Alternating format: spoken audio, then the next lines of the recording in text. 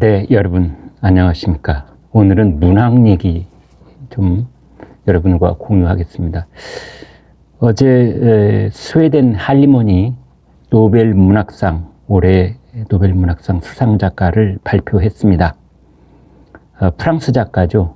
올해 82살인 여성 애니 아르노 이 사람입니다. 할리먼은 이런 얘기를 했습니다. 사적인 기억에 덮여져 있는 덮개를 벗겨낸 용기가 있다. 이런 얘기를 했습니다. 오늘 아침에 거의 전 세계적으로 많은 신문들이 달고 있는 제목은 오직 경험한 것만 쓴다. 이런 제목들이었습니다. 읽은 것, 들은 것, 이런 거는 안 쓰고, 친구가 경험한 것, 친척이 경험한 것, 다른 누군가가 주변에 있는 사람이 경험한 것을 들어서 쓰는 것이 아니라 자기가 직접 경험한 것만 쓴다. 이런 겁니다. 그래서 애니 아르노, 이 할머니, 지금 이제 할머니죠. 애니 아르노의 작품은 다 1인칭입니다. 3인칭 소설이 없고 나는 이렇게 얘기하는 1인칭입니다. 내 이야기가 전혀 부끄럽지 않다. 이제 그런 말도 했고 한국 독자들한테 인기가 높죠. 그래서 지금 번역되어 있는 책만 17권입니다. 제 얘기 잠깐 하면 사실은 저는 37년 이제 신문사에 있으면서 가장 오랜 기간을 문학 담당 기자였었습니다. 그리고 프랑스에도 한 7년 있었는데 그때도 이제 어떤 문학적인 분위기에 상당 부분 젖어 있었다 이렇게도 할 수가 있겠는데요. 제가 문학 담당 기자를 하면서 개인적으로 굉장히 친밀하게 지냈던 작가 중에 한 분이 지금은 고인이 되셨죠. 이청준 선생하고 아주 친했었습니다. 근데 이청준 선생이 이런 말씀을 하셨어요. 문학이라는 것은 결국 자기의 삶을 베끼는 것이다. 자기가 경험한 것을 쓰는 것이다. 그게 가공된 형태로 나타나든 은유적인 방식을 통과하든 그 결과에 관계없이 결국은 자기가 자기의 삶을 돌아보면서 쓰는 것이다. 삶 그 자체가 최고의 문학적 성취로 이어질 수 있다는 것을 보여줬다라고 오늘 조선일보는 보도를 하고 있습니다. 스웨덴 할리먼은 이제 노벨 문학상을 주면서 왜 우리는 이 작가에게 노벨 문학상을 주는가 이것을 밝히는데요. 개인적인 기억의 근원 그리고 소외된 집단적 구속의 덮개를 벗긴 용기와 해부학적인 예리함 이런 말을 했습니다. 애니 아르노의 소설책 혹시 집에 한 권쯤 꽂혀 있으신지요? 아니면 그녀의 작품이 영화로 만들어지기도 했는데 그 영화를 보신 기억이 있으신지요? 단순한 열정이라는 소설은 영화로도 만들어냈는데 연하의 외국인 유부남과 사랑하는 그런 줄거리를 담았는데 이 소설이 너무나 적나라하고 그리고 선정적인 탓에 이제 충격도 주고 또 유명해지기도 했었습니다. 그 다음에 낸 소설책이 탐닉, 제목부터가 탐닉, 비슷한 그런 어떤 대단히 부적절하고도 볼 수 있는 그런 로맨티시즘의 열정이라고 할까요? 에로티시즘의 열정이라고 할까요? 그런 것들을 담아냈습니다. 이제 작가 본인은 이렇게 얘기를 합니다. 이런 이야기를 숨김없이 털어놓는 것을 나는 조금도 부끄럽게 생각하지 않는다. 남들이 읽기 전에 내가 사고로 죽을 수도 있고 전쟁이나 혁명이 일어날지도 모른다. 그런 시차로 인해서 나는 마음 놓고 솔직하게 쓸 수 있다.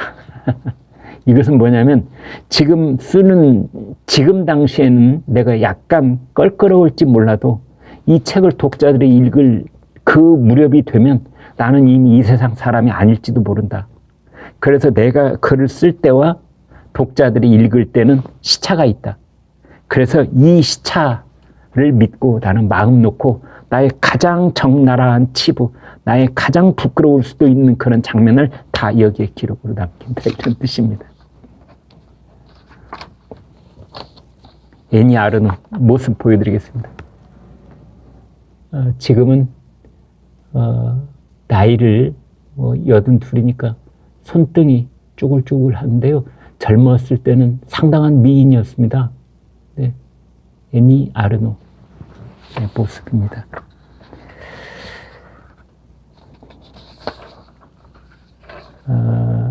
직접 체험하지 않은 허구는 한 번도 쓴 적이 없고 앞으로도 그럴 것이다.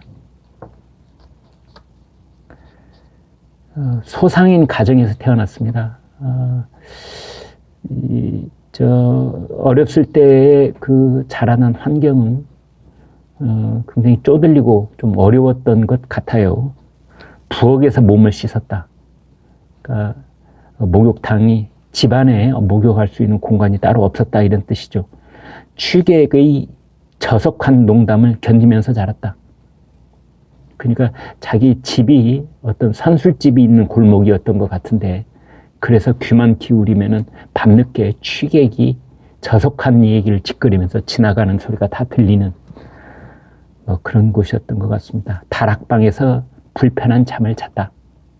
이제 이런 어린 시절이 있는데 이 본인이 각고의 노력을 해서 나중에는 중산층 엘리트 남편과 결혼을 하고, 그리고 문학 담당 교수까지 지냈습니다.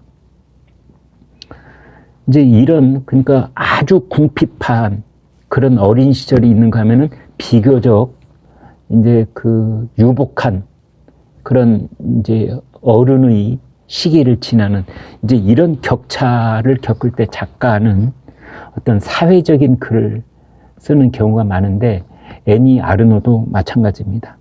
아버지의 죽음을 계기로 장식 효과 대신에 사실에 근거한 진실된 감정을 담는 이제 그러한 방식으로 서술이 변모해 가고, 사회적인 글, 전기적인 글, 이런 변화가 약간 이제 일어나기 시작하는데, 그러나 아주 짧은 문장을 쓴다든지 또는 문단 사이에 어떤 여백을 남긴다든지 단숨에 독자를 사로잡는 첫 문장, 이제 이런 평단의 평가를 받았는데, 문단 사이의 여백이라고 하는 것은 그 평론가 김화영 불문학자, 고려대 교수를 오래 하셨죠. 그분이 이런 말을 한 적이 있습니다.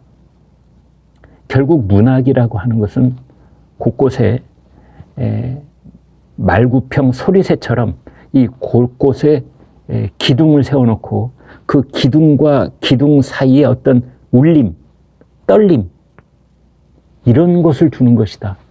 그 말구평 소리새 사이를 다 메꾸면 그건 문학이 아니다.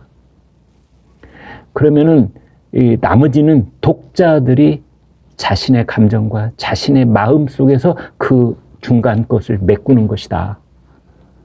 그런 얘기를 한 적이 있습니다. 그러니까 여백을 많이 남겨라.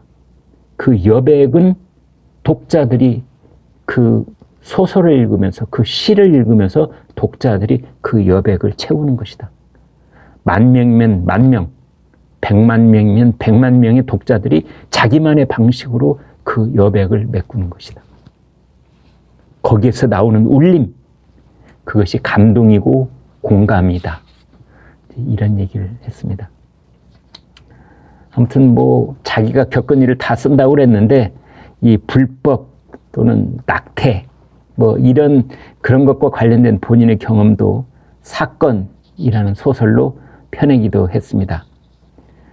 또 이 2011년에 출간된 선집 삶을 쓰다라는 책은 생존 작가의 작품으로는 처음으로 프랑스 갈리마르 총서에 이름을 올리기도 했습니다. 이번에는 이제 한겨레 신문이 어떻게 보도했는지 잠깐 볼까요? 에르노의 자전적 글쓰기는 너무도 자유롭고 적나라해서 문화계의 보수적 비평가들로부터 반발을 사기도 했다. 그러나 평론가와 대담을 나눈 책 칼 같은 글쓰기에서 이렇게 말했는데, 내가 유일하게 정확하다고 느낀 글쓰기는 표출되는 감정도 교양 있는 독자와의 어떤 묵계도 없이 오직 거리두기를 통해 객관화하는 방식이었다. 이렇게 얘기를 했다고 합니다. 그러니까 이런 글쓰기는 자기가 쓰는 문장에서 살은 다 발라내고 형용사, 부사, 개인의 느낌, 감정, 비유법, 은유법 다 발라내고 그냥 뼈만 남기는 그런 글쓰기 방식. 시인 김춘수 선생은 이런 말도 했지요. 시적 공간에서는 이런 작업을 하다 보면 의미도 빼내고 은유도 빼내고 개인 감정도 빼내면 나중에는 뭐만 남느냐? 뼈만 남는데 나중에는 그 뼈도 거추장스럽다. 그러면 다 빼내면 마지막 남는 건 리듬만 남는다. 이런 말을 한 적도 있습니다. 그 최종적 궁극의 세계는 무입니다. 노벨문학상위원회 위원장 안데르슨 올손 이렇게 말했습니다. 에르노가 굉장한 용기와 꾸밈없는 날카로움을 가지고 당신이 누구인지 볼 수 있도록 부끄러움과 굴욕, 질투와 무력감 등을 묘사하여 계급적 경험에서 오는 고통을 드러낼 때 그는 무언가 훌륭하고 오래 지속되는 것을 성취해냈다. 이런 말도 했습니다. 사진 한 장 더 보여드리겠습니다. 이게 애니 아르노의 사진입니다. 최근에 찍은 사진이죠. 네.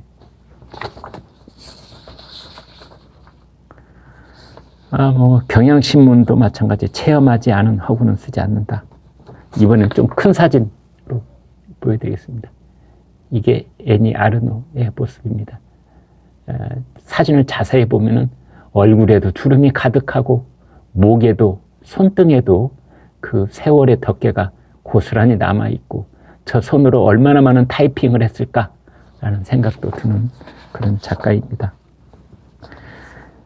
프랑스 르몽드 신문은 이렇게 평을 했네요. 단정하고 간결하고 차가운 문장들, 화해도 양보도 심리 분석도 없다. 정확한 단어들만 있을 뿐이다. 정확함에 대한 열정, 완전 무결한 단호함 속에서 애니 아르노는 그 어느 때보다도 훨씬 자기 자신에게 충실하다. 이제 이것은 뭐냐면 흔히 우리가 이런 얘기를 합니다. 텔하지 마라. 텔. T-E-L-L. 말하지 마라. 쇼. 보여줘라. 주장하지 말고 보여줘라. 이런 겁니다. 꾸미지 말고 드러내라. 그런 얘기인데요.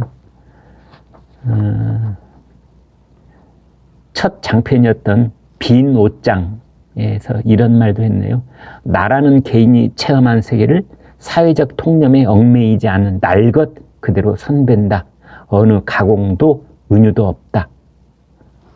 그래서 이 애니 아르노는 자기 평생을 통해서 어떤 금기시되어 있던 것들, 사회적으로 금기시되어 있던 것들을 칼로 도려내고 파헤치듯 해부를 했다. 이런 겁니다. 그래서 기성문단에서는 이런 또 비판도 했다고 그래요. 애니 아르노의 작품은 그저 폭로로 점철된 노출증일 뿐이다.